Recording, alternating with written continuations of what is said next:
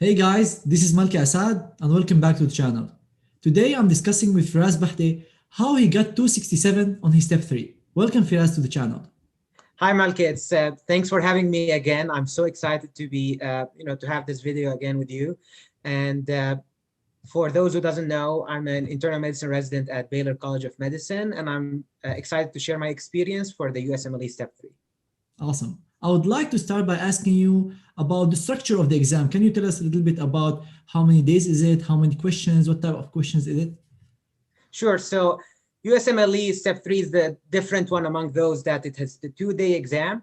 It tests both your basic and clinical skills. So it's a combined exam, has some portions of Step 1, other of Step 2.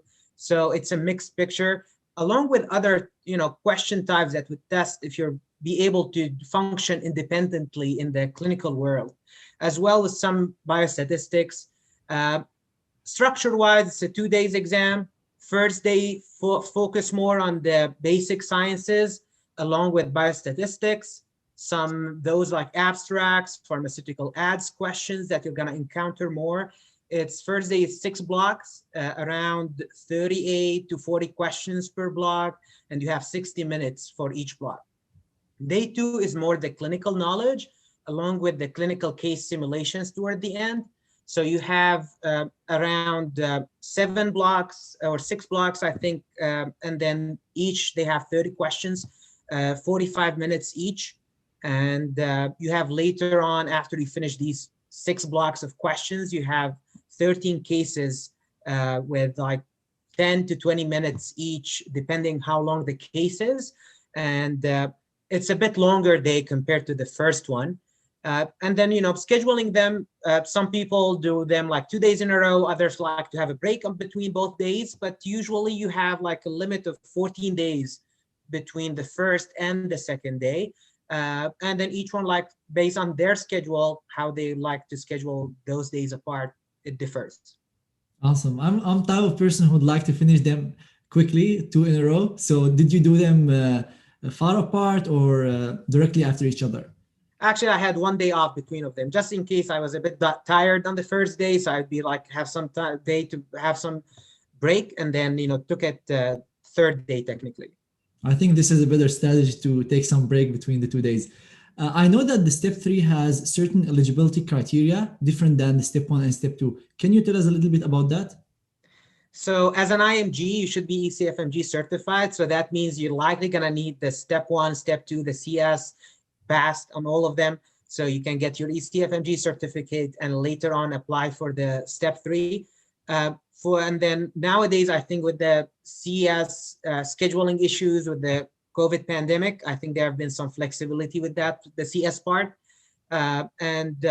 Usually most people should be already, done with their, preparing for step 1, step 2. So they should have some knowledge base with the whole USMLE system, the question types and everything else. So what about US medical graduates? Do they have the same criteria or they're different one? I believe they need to be medical graduates to be able to take the exam. So it's going to be the same way as equal to being ECFMG certified for IMGs. So both you have to be medical graduate, step 1, CK and CS. For IMG, they have to be ECFMG certified, and for US graduate, they just need to be medical graduates. Exactly. And as you mentioned, I think I've read that on the website recently, that because of the cancellation of the CS exam, you can do your step 3 temporarily now without the CS. Correct. So there have been some, changes with everything. I'm not sure about the scheduling as well. I've heard some colleagues that they have been having issues with scheduling the exam with the prometric centers based on their availability and based on the restrictions with the COVID pandemic. So those are daily changes that people who are very close to scheduling their exam should, follow up any updates or news that shows up. And I know some people do the step 3 during their residency. Some people opt to do it beforehand. Did you do it before or after you started your residency? So I took my step 3 before residency while I was doing my research. So actually I took it in May. So like 2 months before starting residency. And I believe it did help, having some refreshing clinical knowledge going into residency for IMG, especially if you have some gap between your step 2 and step 3. So for me, it was around a year and a half. So that would be a good refresher, especially, if you are interested in a fellowship that you need to do some research during your residency. That's less time to spend on USMLE Step 3 while you being more productive with research. So yeah, that's a bonus if you're able to get it done before. On the other hand, some people argue that you have more clinical knowledge and skills if you are already in residency, especially with the clinical case simulation part. But I believe it's all about practice, so it's not a mandatory thing. And you're a great example that you did it before residency and you got this amazing score on this exam. Oh, thanks a lot, Malka. I might have been lucky, but yeah, thanks for that. I want to point out that certain applicants choose to do the step 3 before residency because it makes a difference between the J1 visa and the H1 visa. So just make sure when you match into a certain program, when they require you to have your step 3 result, so you can be eligible for the H1 visa. Yeah, that's a great point to add on.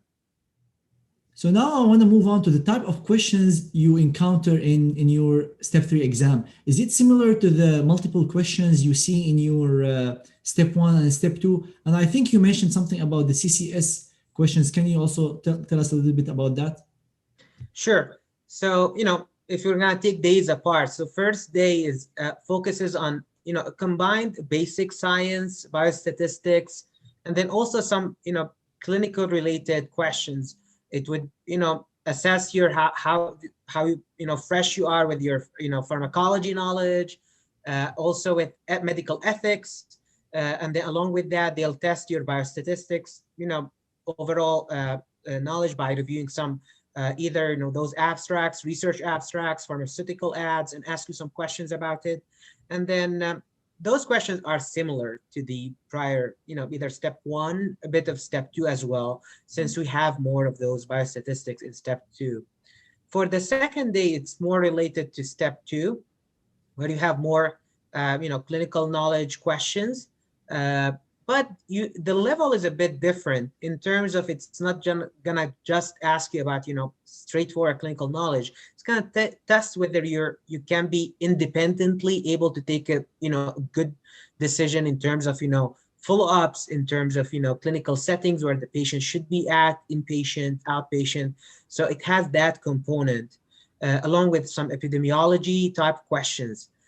So regarding the CCS questions, there are 13 cases toward the end of the second day.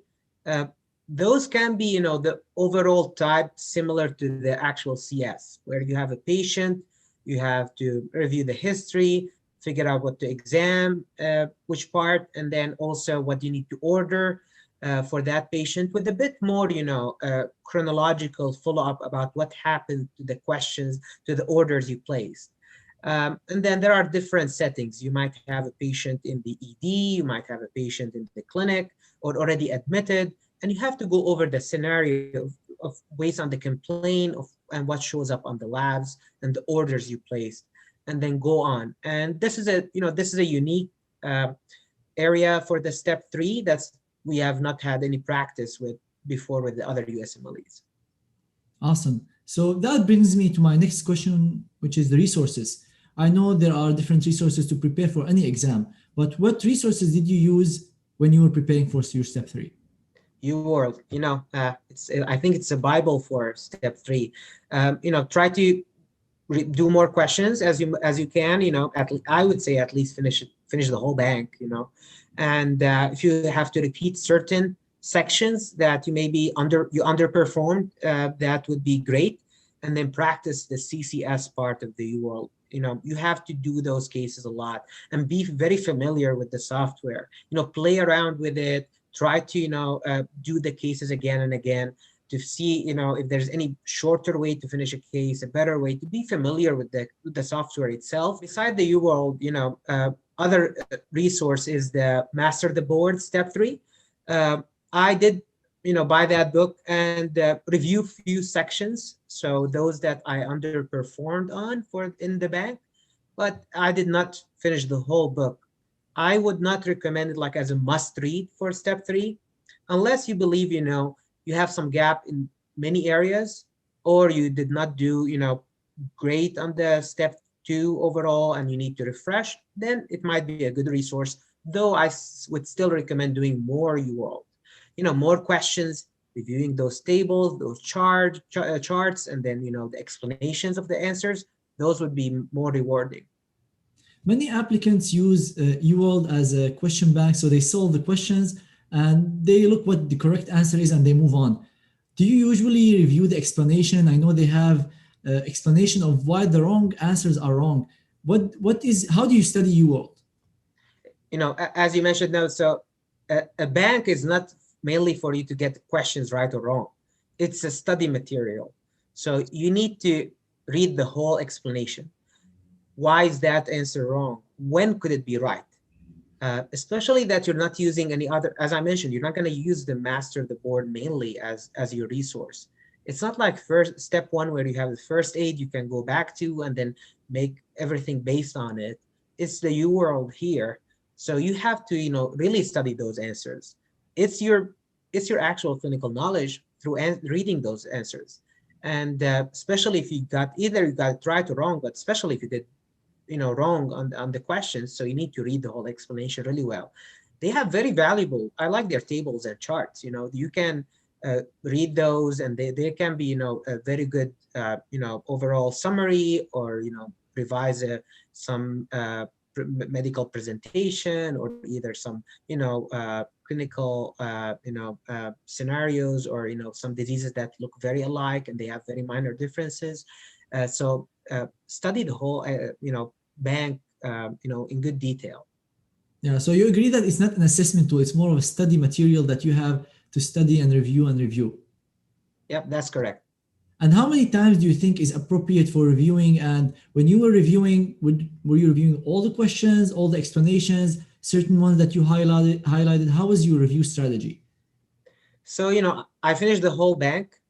So in that first, round, I did the whole, questions, and I reviewed all the answers in good detail. Maybe, afterward, I just repeated the incorrect questions or those that I marked, since they had either, a valuable point or, that I want to review.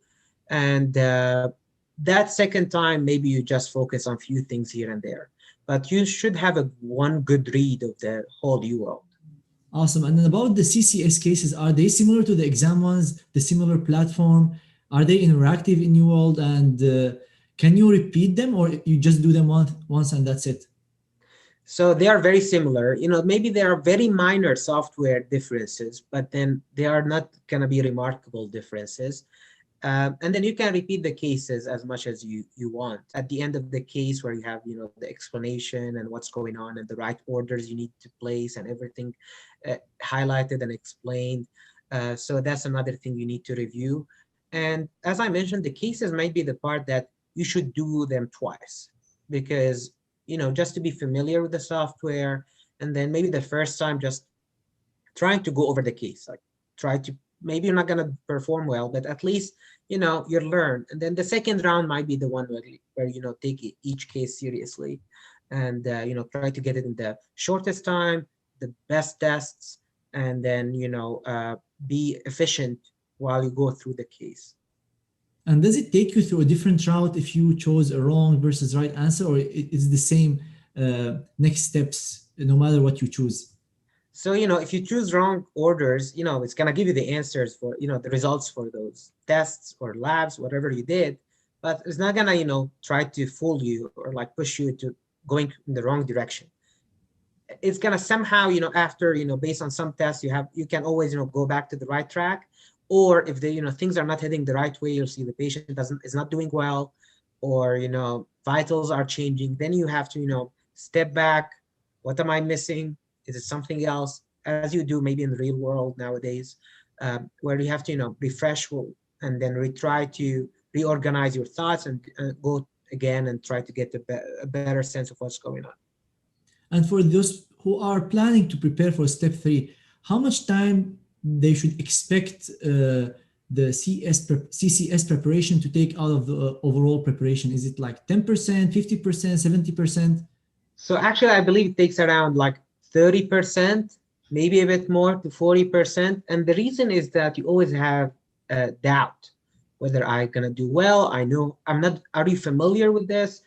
We are not. So that might be the reason where we prepare for that part.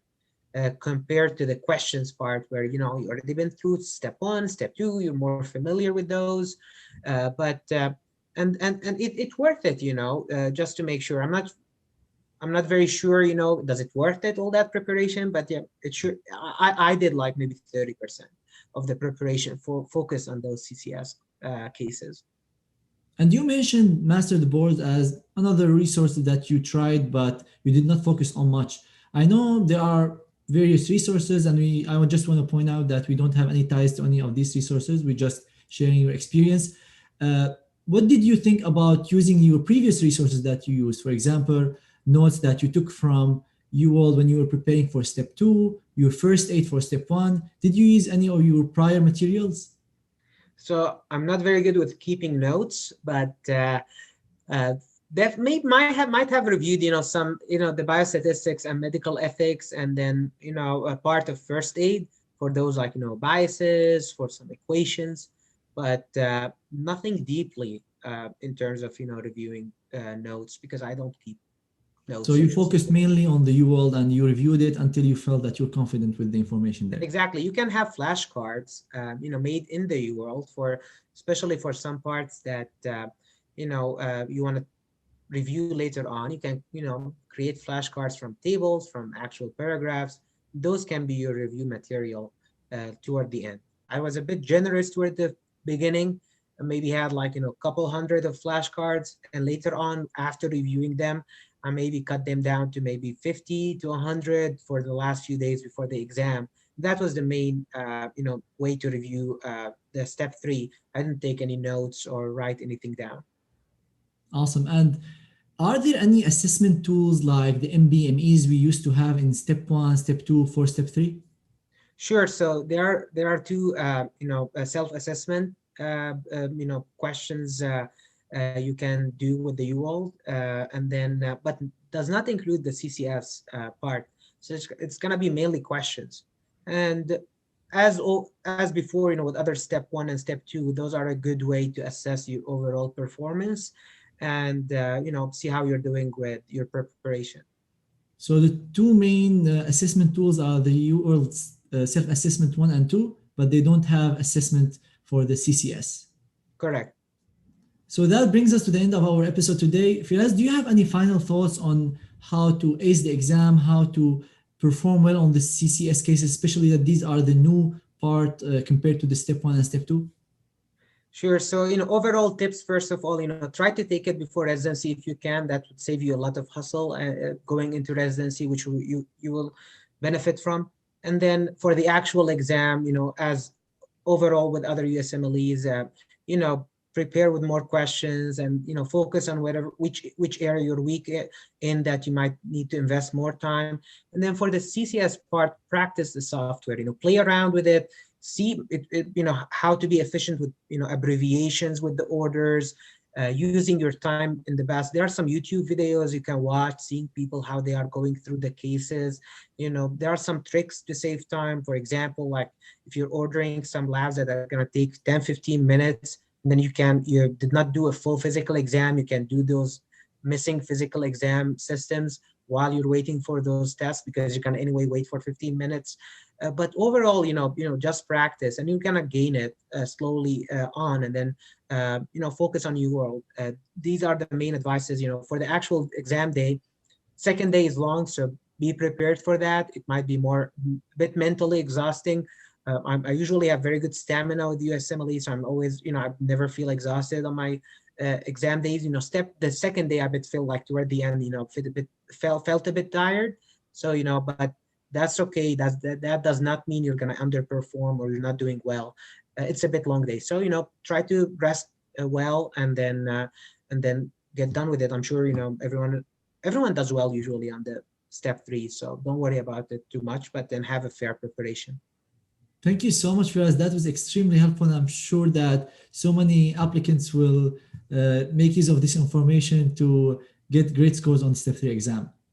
Thanks a lot, Melke. I hope so. I hope so. I'm always happy to share my experience, and I hope everyone does well. And then thanks for having me again, Melke. For our viewers, if you have any questions, feel free to leave them in the comments below.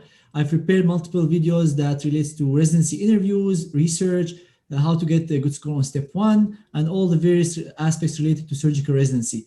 If you like the video, hit the like button and subscribe to my channel. Thank you everyone so much for watching, and see you in future videos.